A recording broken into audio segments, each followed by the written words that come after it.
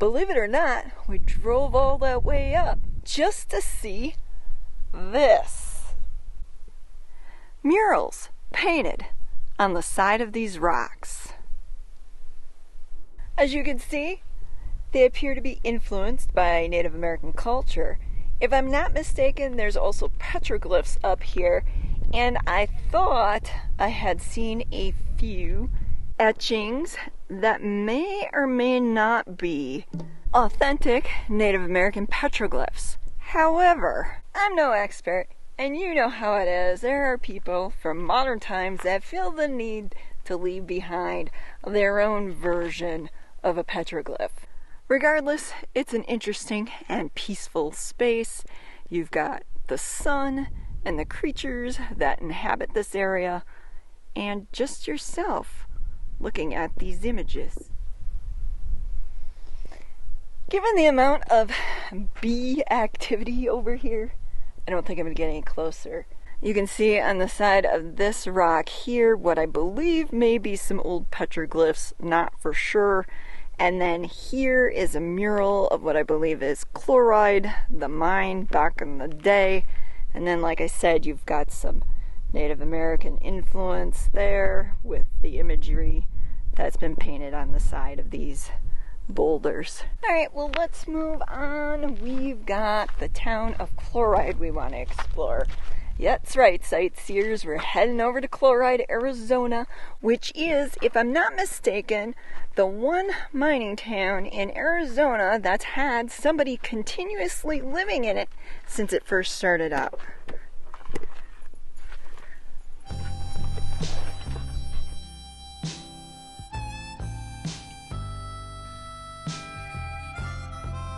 If you look off in the distance, way out there is modern day Chloride. And how we ended up going on this little side jaunt to look at the murals and petroglyphs is an interesting story, because you're probably wondering, why didn't you stop in Chloride and film there first? Well, we did drive through there. I saw the signs for the murals and petroglyphs, and I was like, oh, let's go check that out first. And, you know, one thing led to another, and there you have it. Here, we gotta check this out, sightseers. Seeing as Chloride is an old mining town, I don't believe it's unusual for you to spy old mining equipment out there in the desert.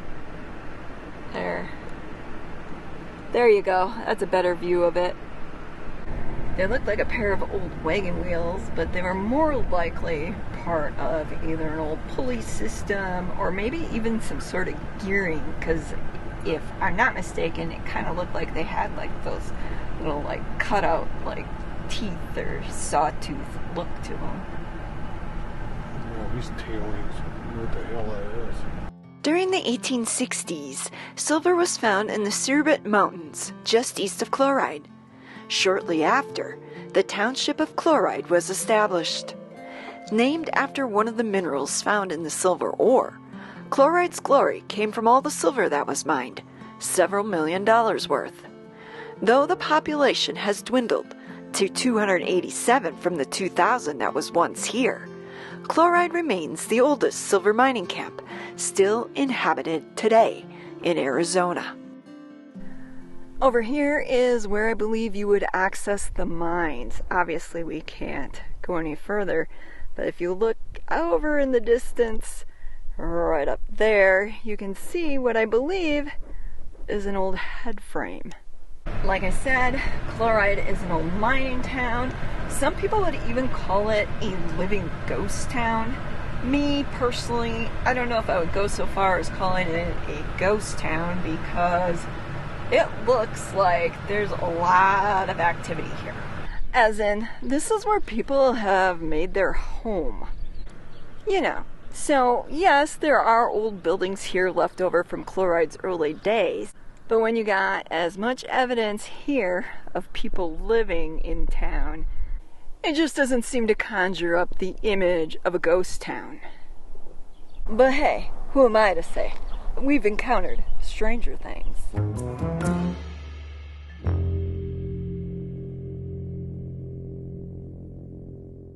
Anyways, if you look in this yard, you can see they've collected quite a few old things from Chloride's past. You've got the front end of an old truck here, some doodads and things up over there that they made into some artwork. Pretty nifty. There's even, what I believe, an old outhouse over there. Yep. Pretty cool. That there looks like an old boiler off of a locomotive. It's a little small, but still could be, you know, for one of the small ones, but I'm sure it was used in mining somewhere for creating power, steam for stuff. Over there's an old cable gear system where they run cables through it for lifting or bringing stuff up or down to the mines. And then there's an old hand pump there, an old wheel of some sort there.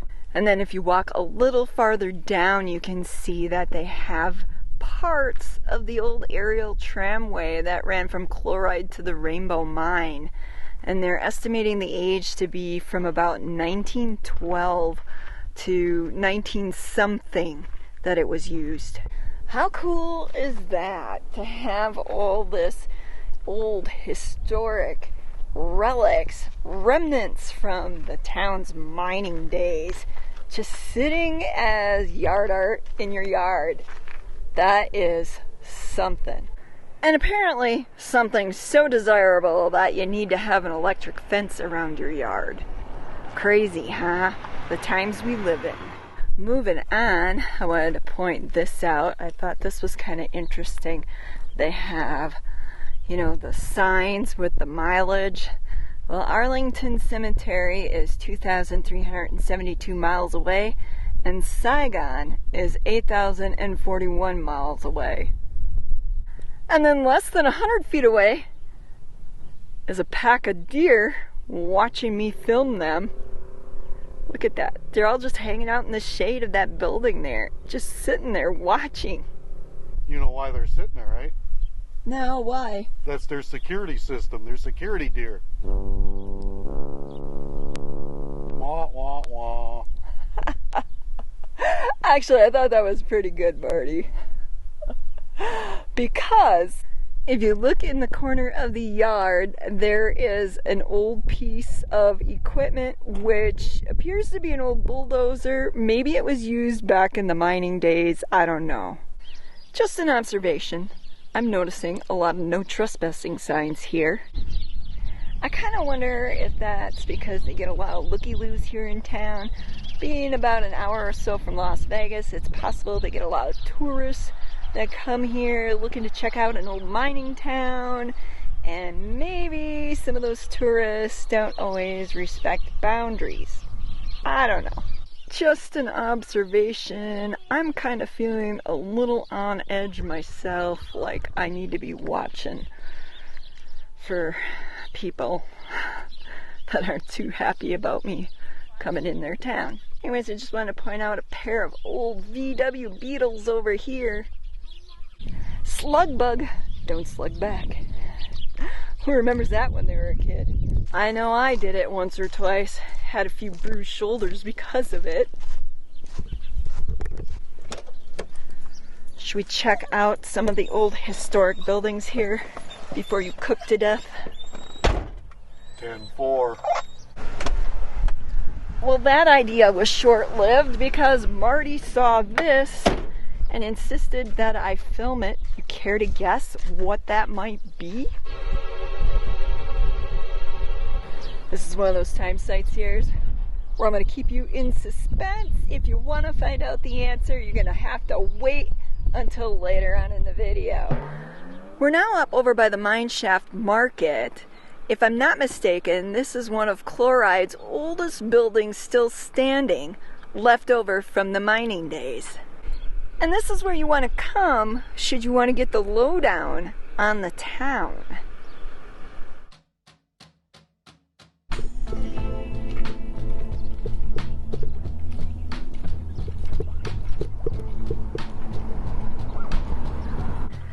Now this is what I think of when I hear the words old western mining town.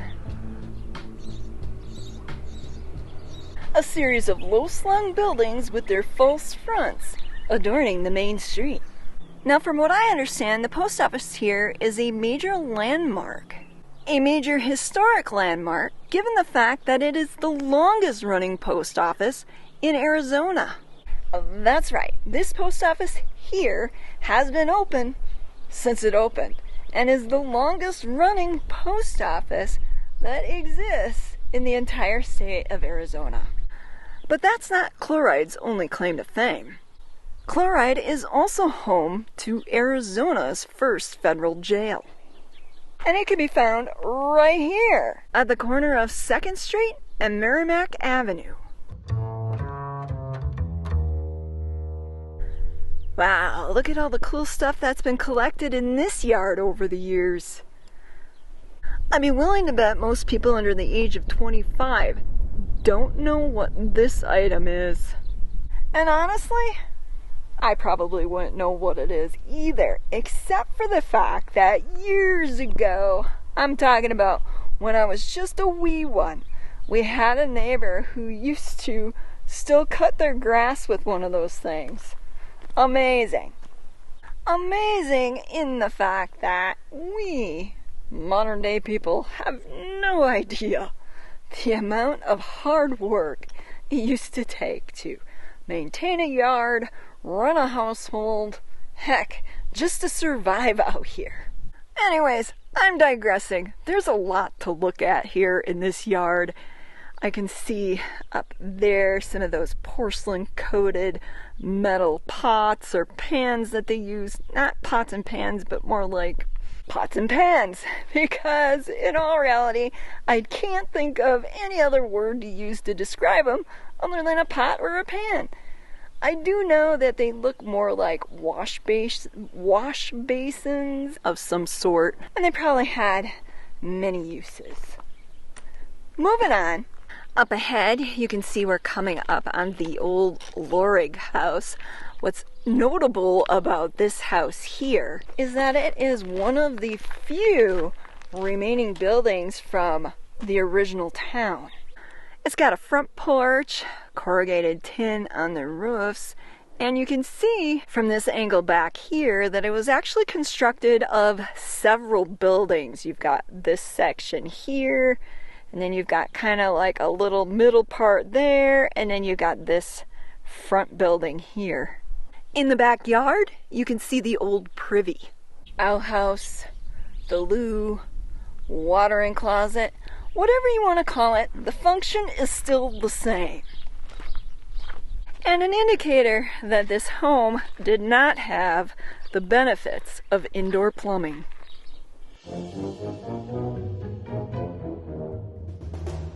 Now, according to my intel, we should be coming up on the old train depot.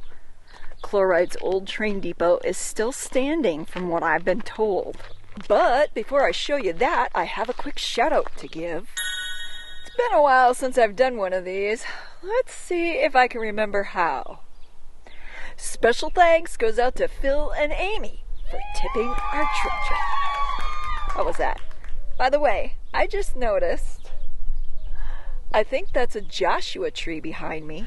If you didn't know, Joshua trees don't grow just in Joshua Tree National Park. They do grow in other areas, depending on the altitude and the climate. This, however, could be just a really large yucca plant. I don't know. I'm not a plant specialist. It just caught my eye as I was getting ready to give that shout out. Which, again, thanks Amy and Phil for tipping our trip jar. Because of you, we're able to get out and film a lot of these really cool and awesome places across America. Speaking of things catching my eye, I know I'm supposed to show you that train depot, but I just so happened to spy baby bunnies here. And I'm not thinking those are ordinary bunnies. They have awfully long ears on them. Those could be little baby jackrabbits. There's one that kind of went off into the cactus over there. There you go, sightseers. Now you know. Chloride isn't just home to some old, mining buildings, it is also home to some very interesting and curious wildlife. Behind me, by the way, is that old train depot. Here, let me show you. First off, there's the sign for the railroad crossing and an old stop sign there. This appears to be all on private property now, so I'm not going to walk over there. And then over here is the train depot itself. Standing in the bed of our truck and zooming way in, you can see that the sign on it still says Chloride, which is really neat. It's not too often that you see the old train depot still intact. From what I can tell, it appears that the train must have ran on the other side of the depot, the side that we can't see. And if I had to guess, the track itself is probably long gone. Well, I'm going to try and climb down out of the truck here without falling and hurting myself. And then we're going to move on because there are a few more sights to see here in Chloride. Ones that I know you don't want to miss. One sight I haven't shown you yet was the sea in the side of the mountain. You can also hear the sound of the neighborhood watch program in the background. He kind of looks like a little sausage dog. Okay, maybe not a little sausage dog, but a dog who's ate too many sausages. Mocha, that's what you're gonna look like if I keep feeding you all those treats you keep begging me for. For those of you wondering if any churches are still active in Chloride, I can tell you there is one. Across the street from the town hall, which is right here, is the Chloride Baptist Church. Believed to have been built between 1891 and 1917, the Chloride Baptist Church is the only church still in existence and active in town. Next up, Cyanide Springs, the model ghost town that's been built here in Chloride. If you want to see an Old West gunfight, this is where you come in town. Unfortunately, as my luck would have it, today is not the day for a gunfight. Can I get a wah, wah, wah, wah? But as you can see, they have their model ghost town all set up, just waiting for some varmints and no good doers to show up. Speaking of varmints and no good doers, old meandering Marty spotted something. Turn around. A really super old water tower. It says Sheps on it, so I don't know if that was brought here or if that was a mining company or if anybody knows. If you haven't figured out by now, sightseers, there's a lot of neat old stuff here in town. And the residents, they like to display it. They have, in a lot of yards, different artifacts and things from back in the day. Up here, we're coming on to an old steam engine. And I've been told by somebody who knows these things that this is the real deal, legitimate old artifact. I'm actually surprised that Marty's not over here checking it out. I personally don't know much about these things, but Marty assures me that it is the real deal. And then just beyond that, you have the hotel, the Chloride Hotel, which was established in the 1860s. Still in operation today. According to historical records, the motel was actually established in the 1930s. Prior to that, the building was believed to have been used as either a mercantile or a stagecoach stop. Maybe. I don't know that for sure. Better take that with a grain of salt.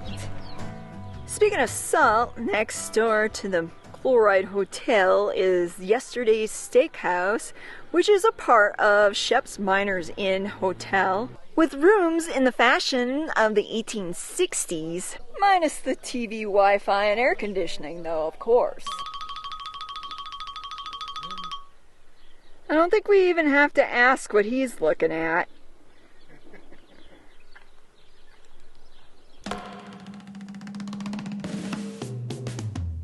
And now, for the moment you've all been waiting for, the answer to what it was that was so important that Marty insisted we stop and I get out and film is,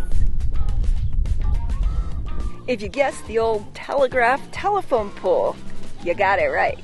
It looks weathered and it looks old. It's even got multiple holes drilled in it for, when you see them years ago, the older ones, they had holes drilled every so many inches so they could put as many as they wanted in. I think that's original. You want to say what it is specifically? Well, it's an old power line and probably telegraph and then telephone and electrical. We're all on there at one time. And what else makes it so special? You don't see them anymore with all them old ones like that with all them clear insulators on them. You don't see them.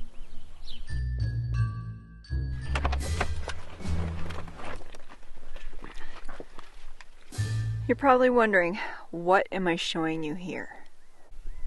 This is the grave site of two men, Metcalf Baker and Andrew Judson. These men were killed back in October of 1866 by Native Americans who were trying to prevent the mining of the silver that was here. And the reason that they're buried here at the foot of Silver Hill is because this is where they supposedly lost their lives. The actual spot where it happened. Allegedly. Always the doubting Thomas. Huh, Marty? Yep.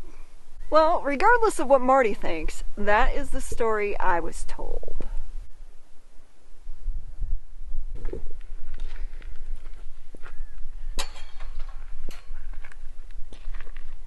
We're over at the cemetery. Here, it's nearing sunset. Sun's pretty low in the sky. I think we have about an hour and a half actually before the sun is completely down. I wanted to stop here and show you the cemetery real quick. Given the age of the town, its mining history, I thought it'd be interesting to see some of the graves here. With the way it's laid out, I'm not exactly sure where the oldest graves are, though I suspect over there might be some. All the ones that I saw up in the front appeared to be more recent. Given the time of year, I'm being very careful to watch my step because I don't know about you sightseers, but I really don't want to step on anything that rattles. I thought this might be an older gravesite. It's actually from 1976. Well, as I carefully pick my way across, because there's no walking path out here in this section. There are a few here. You can see them encircled with rocks. There's one over to my right here, another over there. These may actually be some of the older grave sites. They don't appear to have any official markers on them, at least nothing that can be read. Out of all of them, interestingly enough, this one has a gravestone. It says James P. Dixon, 1838 to 1918. Just trying to make my way over to that other grave site. According to my Dad, I'm sorry, don't mean to pick on you, but according to my dad, there is a rattlesnake hiding behind just about every bush here in Arizona. And I just walked through that area. Anyways, finally made it over to the gravesite I wanted to check out. This one here behind the iron fencing. And based on its condition, I don't think we're going to find out who's buried here or even how old the grave is. But if you look over here to my right, you can see a few more of those circles, graves encircled in stones without any marker or headstone, leading me to believe that this is probably one of the older sections of the cemetery.